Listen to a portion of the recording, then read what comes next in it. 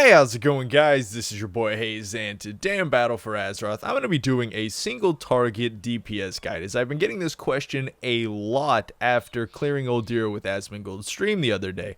I ended up being the top burstiest DPS in the group and pushing above 20 to 24k DPS single target on most bosses, which actually turns out to be quite a lot in comparison to other classes open or burst.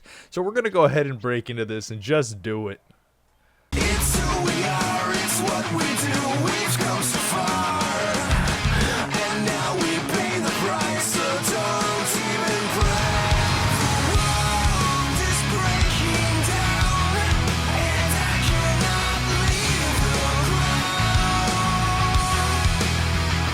First thing we're going to start off with is talents, because that's going to be the most important thing, is running the correct spec when trying to maximize your single target DPS. Now, as for the level 56 talent, I like to run Cold Heart for the maximized damage. You'll see later on that it becomes very important to use your Cold Heart correctly, as well as your Frostwyrm's Fury in a combination to maximize your burst DPS just at the end of your breath. Now, the next talent I like to use is level 57 Runic Attune for the overall consistency. I found out to be better than Murder's Efficiency, and when it comes to Horn of Winter, I do find Runic Attune better than Horn of Winter, just for the fact that Horn of Winter consumes a global cooldown, and that actually lowers your DPS by quite a bit when doing so. As for the level 58 talents, I like to run Asphyxiate. It's a lot less important, obviously, in the other talents when it comes to single target DPS. And the level 60 talent, very important for single target DPS, is Frozen Pulse, because anytime you become Rune Starved, this ability is going to make up for that extra damage that you're losing in your overall rotation. As for the level 75 talent, you can use Wraithwalk for some increased mobility. It does come in handy on quite a few boss fights, but I was using Death Pact just to make sure I had some time if I got touched by something I shouldn't have, or I got pushed into something, or I just was taking a little bit too much damage. There were times during the fight that it obviously saved my life in a few situations, so I did find that to be fairly handy. As for the level 90 talents, now there's two talents you could use here that do fairly well when it comes to single target, and that's Frostwyrm's Fury for a huge major burst up front, becomes very key for that major 20k plus opener, or you could run Gathering Storms, which will put you at about 17 to 18k DPS in comparison to my character's normal DPS, but it's going to give you a little bit more overall consistency. And when I'm doing Mythic Plus situations, I actually like to run Gathering Storms over Frostwyrm's Fury for overall AoE increase, because my single target DPS is already good enough to basically carry groups through Mythic Plus, but my overall consistency is a little bit less, and I like to run with Demon Hunters and things like that to kind of offset how less of cleave damage I have compared to other classes, and basically just use my damage to carry us through boss fights. Have found that to be fairly effective in groups. As for the level 100 talent, now there was a DK in the group that was running Obliteration at the beginning, and I was running Breath of Sindragosa. Safe to say, halfway through the actual raid, he was looking at me like, yo, what kind of steroids is this DK on? And he literally messaged me asking how to burst. And, he started watching me, and he started increasing his DPS. And during the end of the raid, he was actually coming very close to my DPS in quite a few pulls. I was very happy to see a very big change in his rotation, how he was doing things. And hopefully he'll check out the video too, and figure out a couple more tricks to increase his DPS even more. So let's go ahead and jump into some Azurite Trades. People really need to know about them Frosty K Azurite Trades. So when it comes to Azurite Trades, there's definitely some that perform a lot better than others, and I'll go ahead and put a list up on the screen so you guys can see exactly what they are for Frosty Ks. Now, this list was taken from a website called Blood Mallet, which I'm fairly sure it's a newer website that comes up with the best in slot trinkets, the best in slot Azurite talents you should take for what predicament, both single target and AoE situations, and obviously this is going to be for single target situations. So I'll put a link down in the comments below so you guys can go ahead and use this website as a tool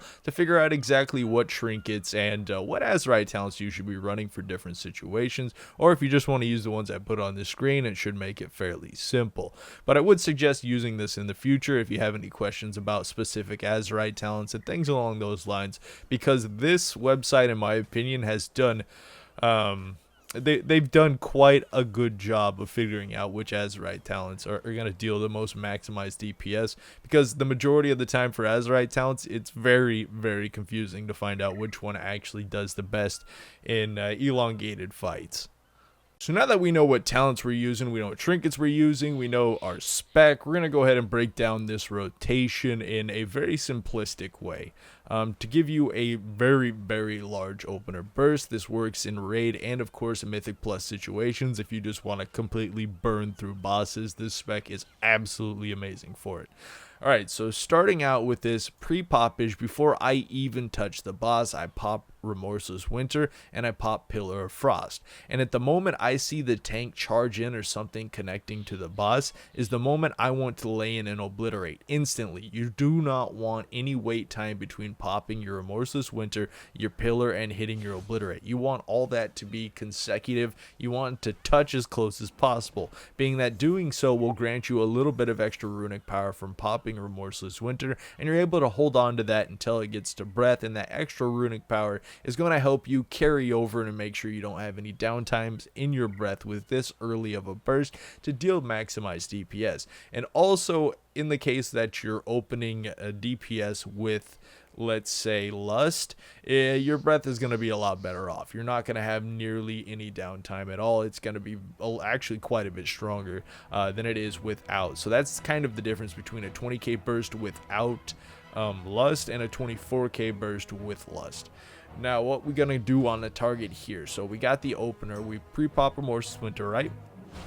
We're hitting Pillar of Frost, and just then, as soon as your global cooldown comes off on Obliterate, is when you connect your Obliterates to the target. You want no wait time in between the moment you pop those and hit the target. It becomes very important to hold on to that extra runic power coming in for the breath.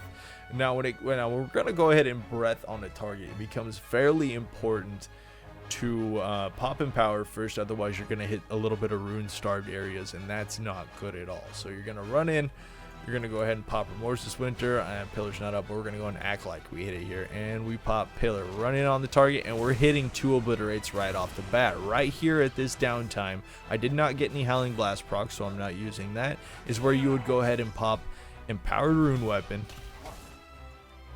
and then you'd hit breath, and you'd go straight into spamming as many Obliterates as possible.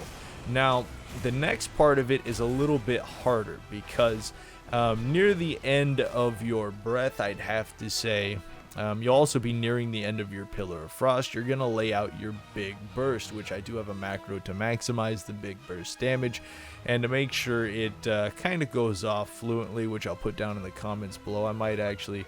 I've got so many macros on here, it'd probably be impossible to find it at the moment. But I've got a nice breath macro, I'll go ahead and put in the comments below, and a burst macro that'll use Frostwyrm's Fury and Chains of Ice using a single button, so you don't have to remember to switch between the two. It becomes fairly simple to use. So we went on the target, we popped Remorseless Winter, we hit our Pillar of Frost, we spammed 2 Obliterates, we didn't get a Howling Blast proc, we used Empower and went into breath. Now with breath, you can use about 5 Obliterates before you want to start using your Frostwyrm's Fury / Icy Chains macro. Now the nice thing about Frostwyrm's Fury is when you're using that, it doesn't require a rune, so you do have to spam the button a little bit sometimes if the rune is not up for the ending Ice or Chains of Ice.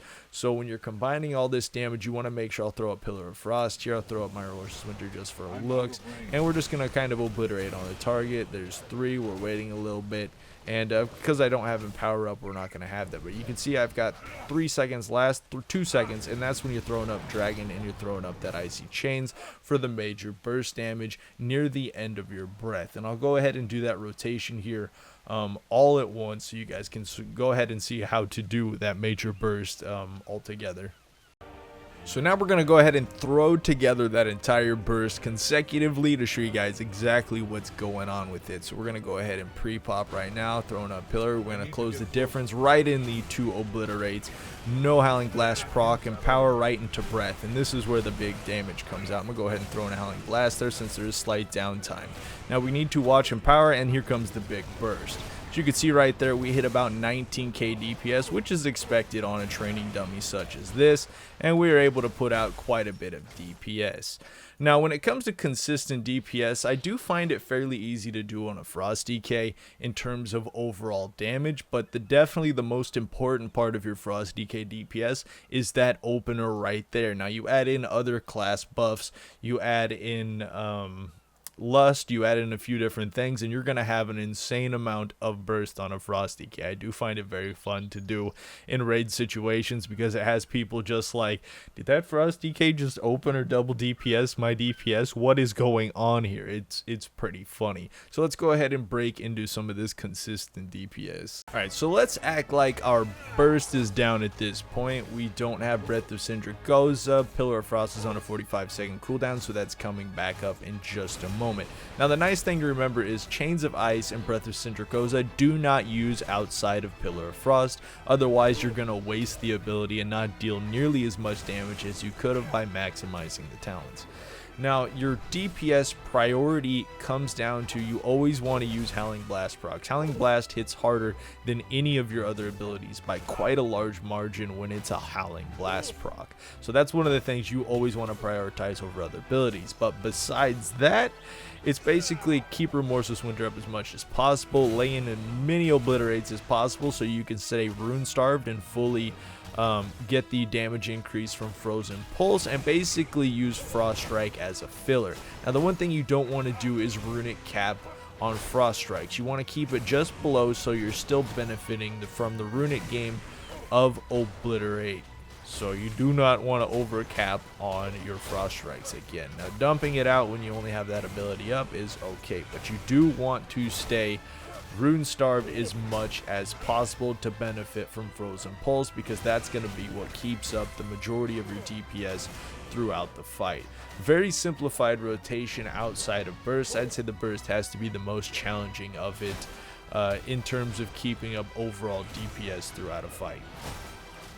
Now, if you're struggling with the Breath of Sindragosa burst, something's not working right, your breath is falling off too early, you can use a version 3 cast sequence macro that I made earlier on to allow you to burst quite a bit easier. Basically, what this ability is going to do is kind of set a track for you. You'll deal about 18 to 20k DPS with this the majority of the time, but I'd have to say the only downside to using this macro over manually doing it is the random Howling Blast procs that you're going to be inserting into your damage to increase it by quite a bit more. It becomes quite a bit harder switching between this macro and, of course, a Howling Blast proc when you just have this mindset that you're stuck using this macro. So micromanaging those Howling Blasts is going to be very important for generating such a large burst, because if you're just trying to spam Howling Blast through the or Obliterates through the whole thing, you're definitely missing out on very large DPS increases that you could be getting at any time. But if, let's say, you're not very good at breath, it would be much better off for you to complete your burst and your breath correctly than trying to micromanage if you're incapable of doing so. So if you're just trying to get by for now, you can go ahead and use this macro. It's fairly fun. It comes with the same idea of let's see, the same idea that we used before. Basically, you Remorseless Winter, you pop your pillar, and all you gotta do is run in after this and spam the macro. Now, see, that's the Howling Blast I'm talking about, that you're not gonna be able to micromanage very well when using this macro. Now, the nice thing about it is it basically does all the work for you. And then, of course, near the end of your burst, you're gonna throw out your burst ability or your burst macro on the target, which I'll go ahead and show on the screen too, which is another cast sequence macro. Both these macros will be down in the comments below. I'll also be putting the first version of my breath macro, the one I use most of the time, that allows you to breath. It will allow you to spam Obliterates if you want it to, but most of the time I just use it to breath. And being that it's in a cast sequence macro on a reset, there's no chance that you're going to actually double click the button and turn your breath off, which makes that better than using the original button, in my opinion, because the worst thing you could do is click breath, accidentally double click it because you didn't think it went up, and it completely falls off. I hope you guys enjoyed this single target tutorial video. Decided to make up after just receiving numerous questions from people, both on Facebook, both on Discord after they watched that live stream. I'll go ahead and put the link to the Asmongold live stream that we cleared Uldir the first day. I almost said Uldir. It's way too close to that for some reason. But go ahead and comment down below if you have any questions about rotation, FrostDK, DPS, and leave a like, I guess. Yeah, just leave a like on the video, guys. Just go ahead and hit that like button and help me out a little bit. I would really appreciate it. So, until next time, this was your boy Hazzed.